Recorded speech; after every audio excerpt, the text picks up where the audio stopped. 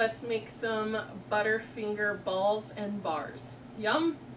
For the ingredients, I've got salt, I've got maple syrup, I've got vanilla, cornflakes, a 9.6 ounce box. I've got the Jackson's local honey.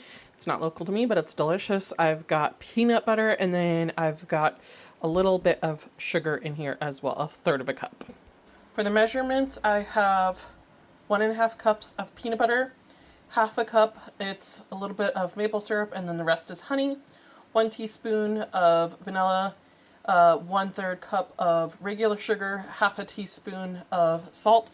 We're just going to mix that together. I should say that we're going to mix all the wet together, and then we're going to add in the crushed cornflakes.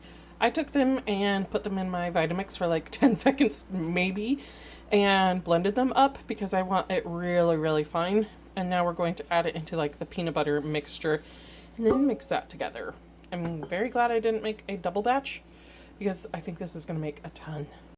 Once you have mixed it all together, you can get in with gloves, use your hands, whatever, it doesn't matter.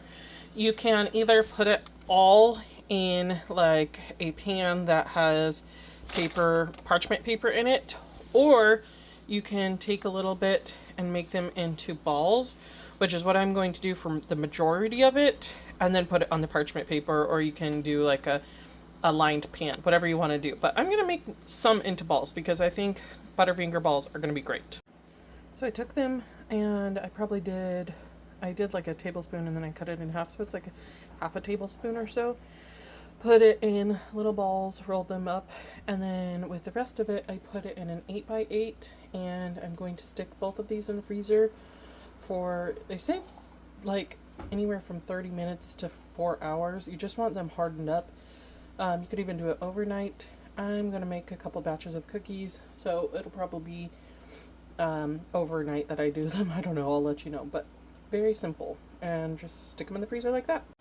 I froze them overnight. And then I melted about 1 cup of chocolate chips. You can do whatever chocolate you have, and to like a tablespoon or 2 of coconut oil until it is all nice and smooth. For the bars, I took them out, and you should start cutting like this end. So I had my knife and it should go down like this and then up, and it was way easier after I did that, and they were completely frozen. So we're going to do bars as well as the balls, but we're going to do the balls first. All right, we're just going to drop one in, mix it around a little bit, and then with the biggest fork you have so that the chocolate like drips under it, you're just going to shake it a little bit, transfer it over to your parchment lined pan. That way it can be frozen afterwards. The balls are all done, so I coated them and I put a little bit of sea salt on them. And then for the bars, I just had a little bit of chocolate left. Instead of dipping them all individually, I just poured the rest of the chocolate on top with a little bit of sea salt as well.